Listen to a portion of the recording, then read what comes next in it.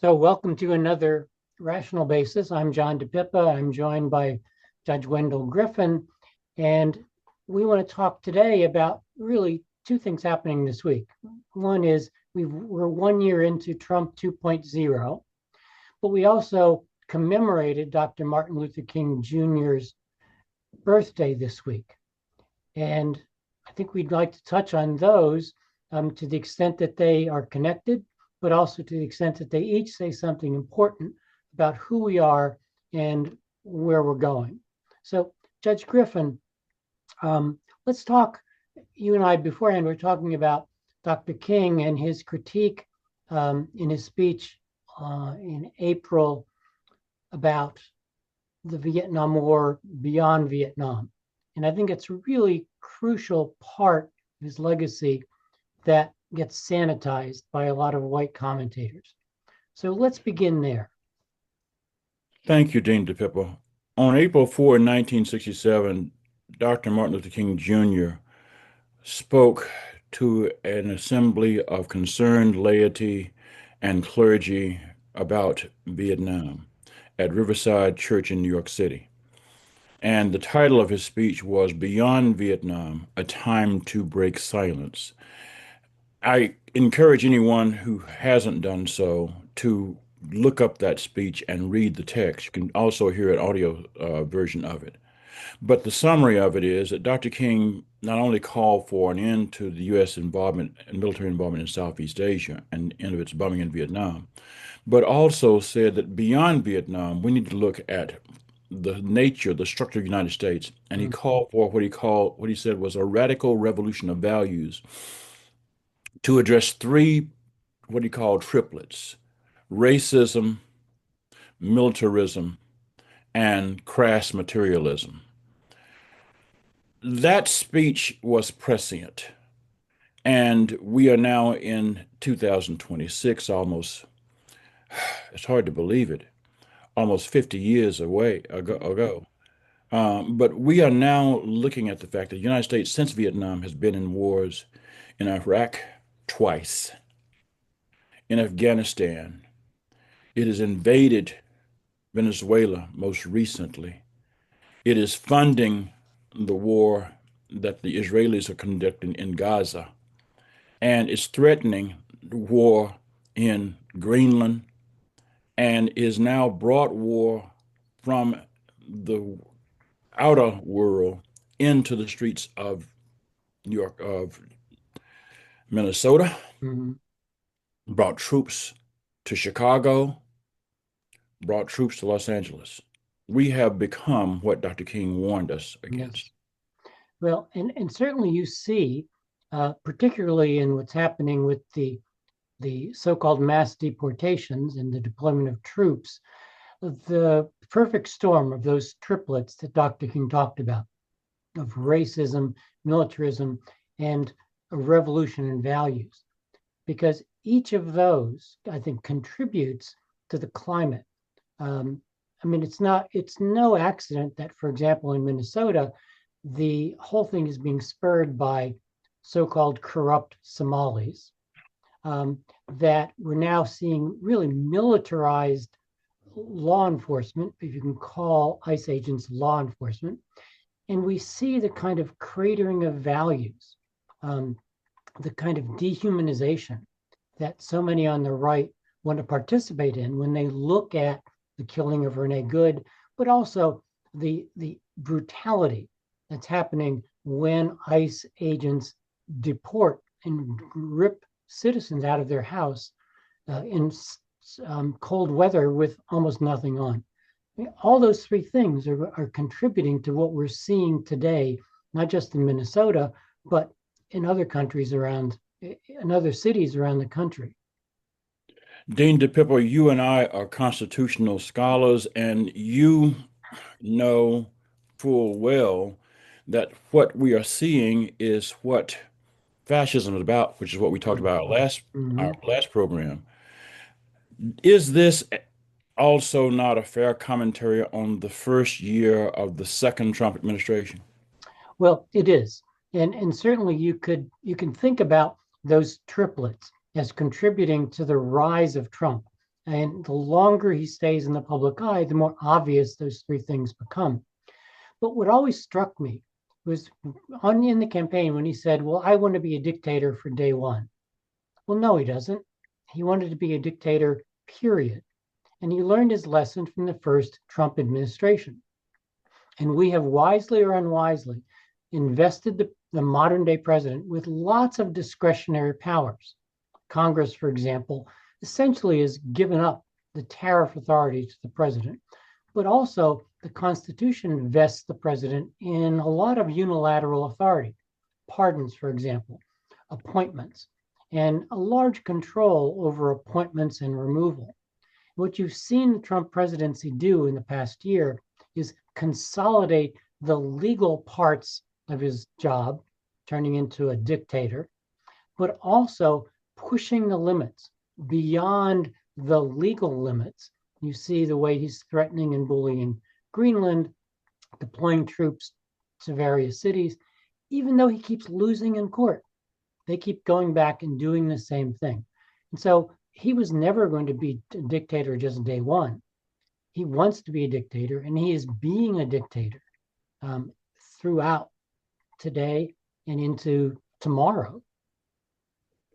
Do you think that the third branch, the judiciary, will continue to be, or maybe I should rephrase the question, will be an effective break or check, I suppose is the proper word, check on what we have seen? Sure.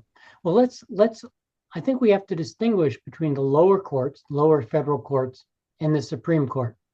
The lower federal courts have thrown a lot of sand in the gears.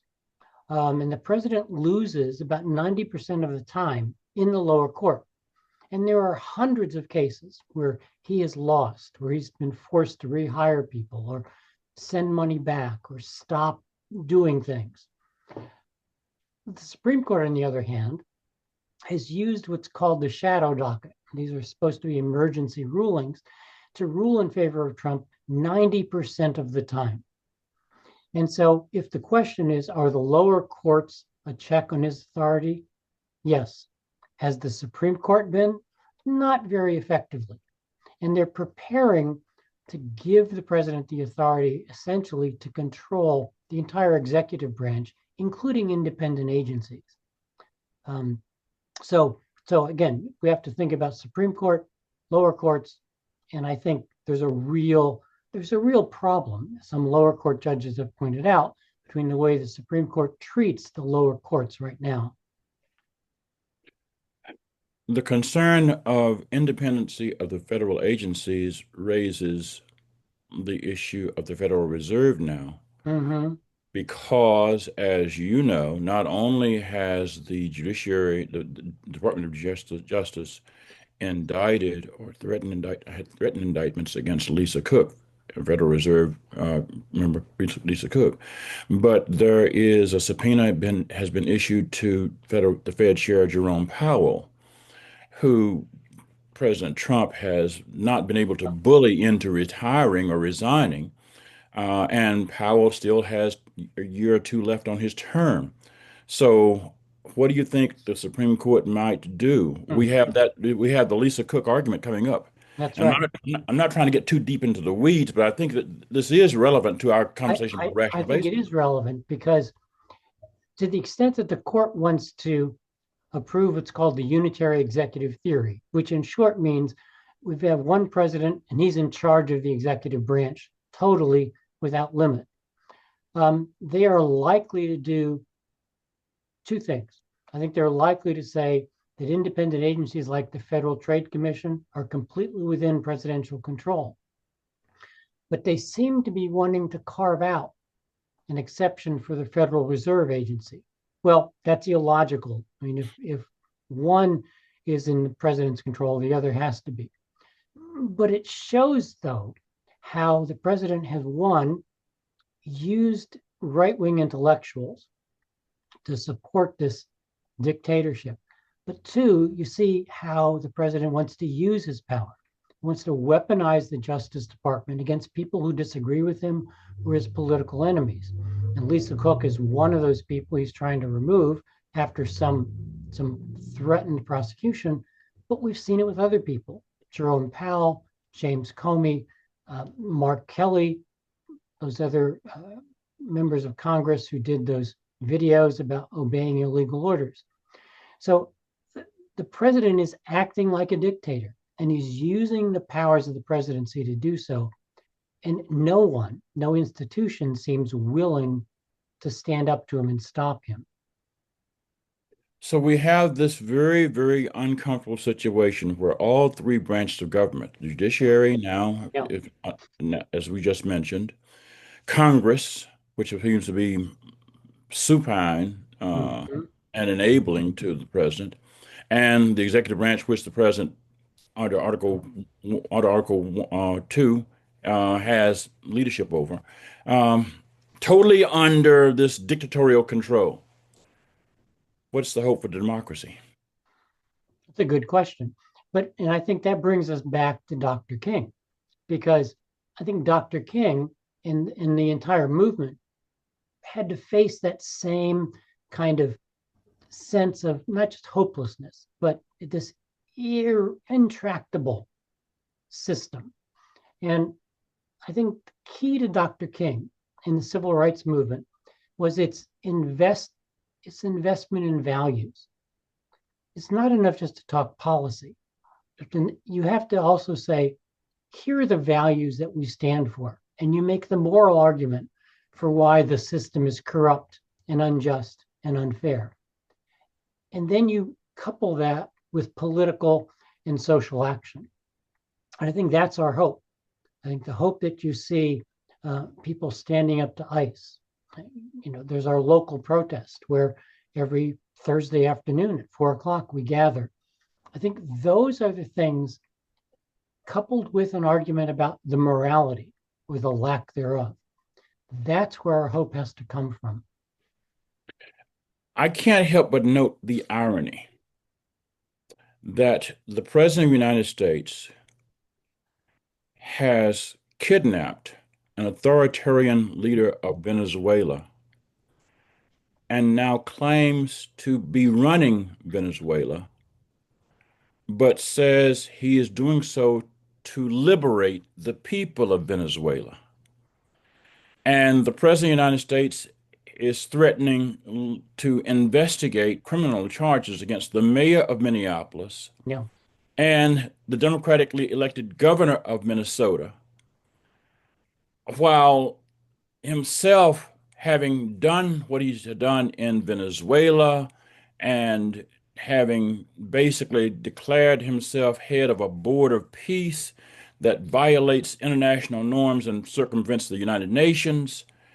And as we are taping this, is in Davos, Switzerland, essentially browbeating EU leaders Yeah. to kneel to his desires.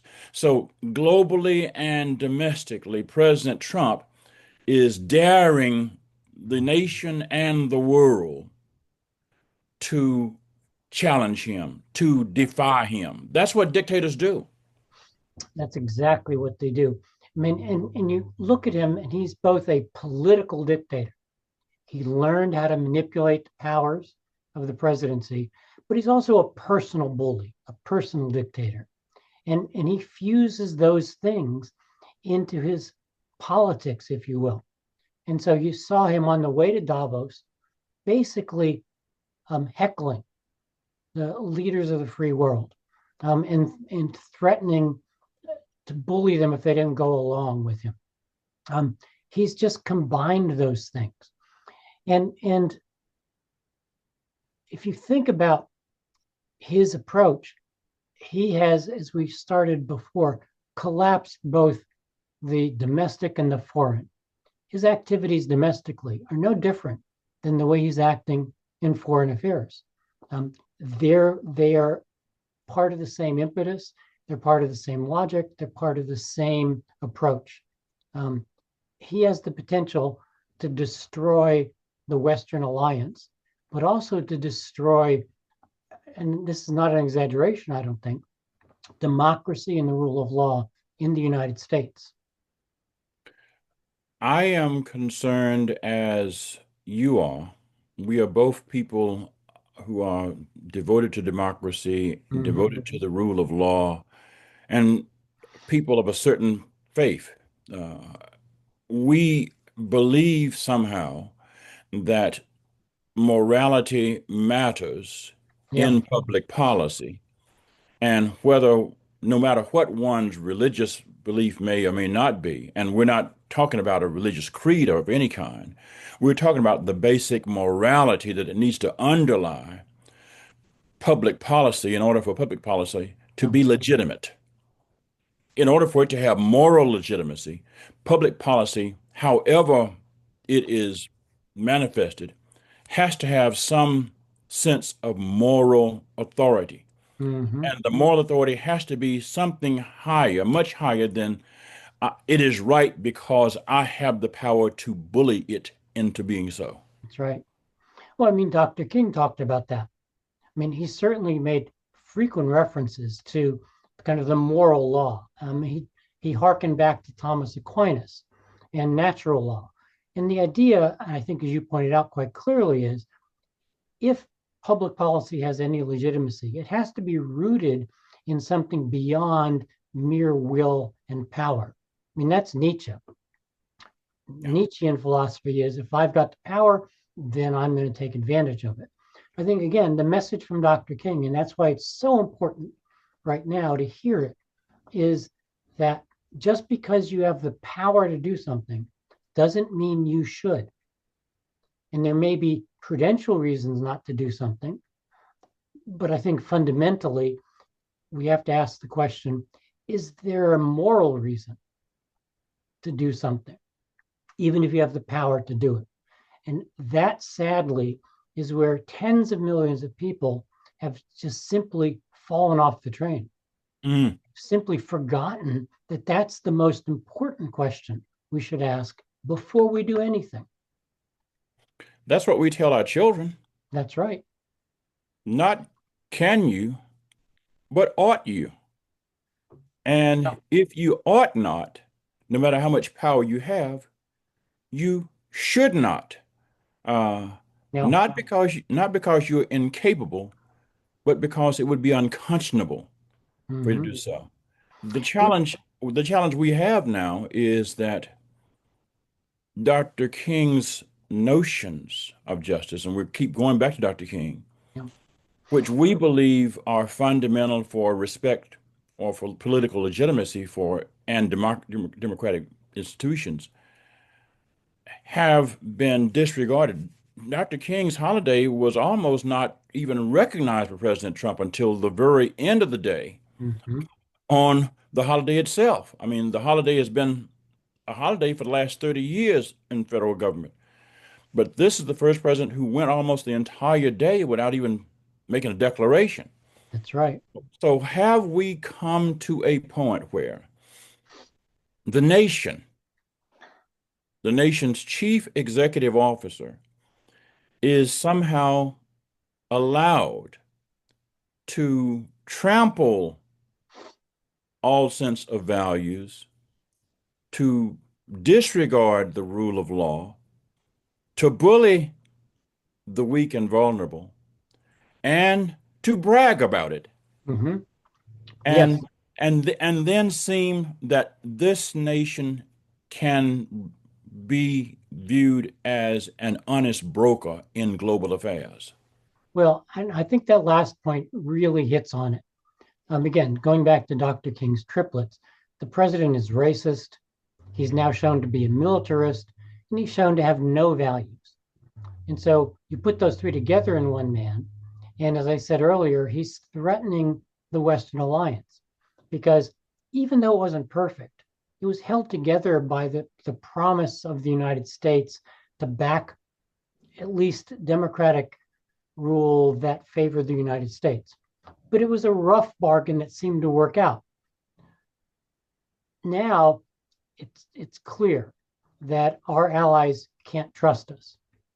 And in a world like that, nothing is secure, no one is secure.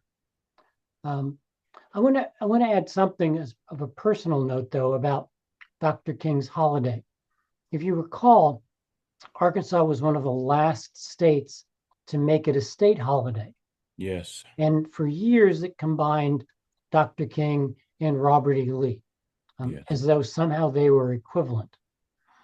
About 11 years ago, it was the 2015 legislative session, a libertarian legislator, Nate Bell, proposed to remove Lee from the King holiday and make the King holiday a state holiday.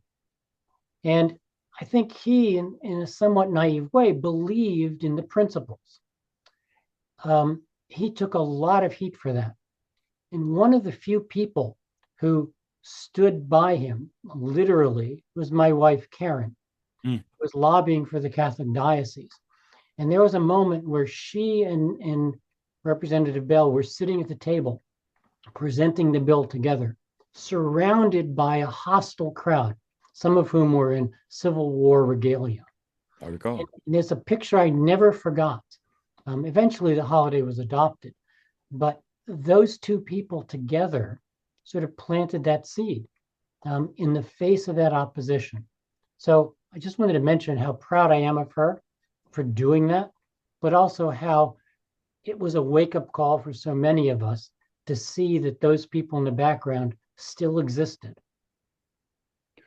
I want to close by reminding us, I mean, we've talked about these things, and there are people who say this is so strange. Mm, But as you and I were talking before we began our recording, for many people from marginalized, and I would say that, quote, backgrounds, this has not been an exception. This is simply the norm we have known, that's right. but it is now being experienced by a white and previously, if not naive, uh, unpersuaded majority. Mm-hmm. Uh, Indigenous people have always known that the Dr. King's triplets have defined the system of this democracy, however imperfect it may be, and however lofty our goals may be. Formerly enslaved people like myself and my ancestors have always known that. Immigrants have known this in varying forms and ways. The Irish learned it, and the Catholics learned it from Ireland and across Europe, and people from South Asia and from Latin America, South and Central America have learned it. But now we are seeing in Minnesota white people, primarily of European background, and Somalis Mm-hmm. receiving the same kind of denunciation and condemnation by the United States leadership. This is, if not a wake-up call, this ought to be an alarming situation for all of us, and for us to rise up and say, there is no place for people to say, I'm going to sit this one out. That's right. Well, I think that's the perfect way to end. That there is no way to there is just not a time to sit this out. One of the things I've said when people ask what can we do is I've said each of us has an area of interest, each of us has some expertise.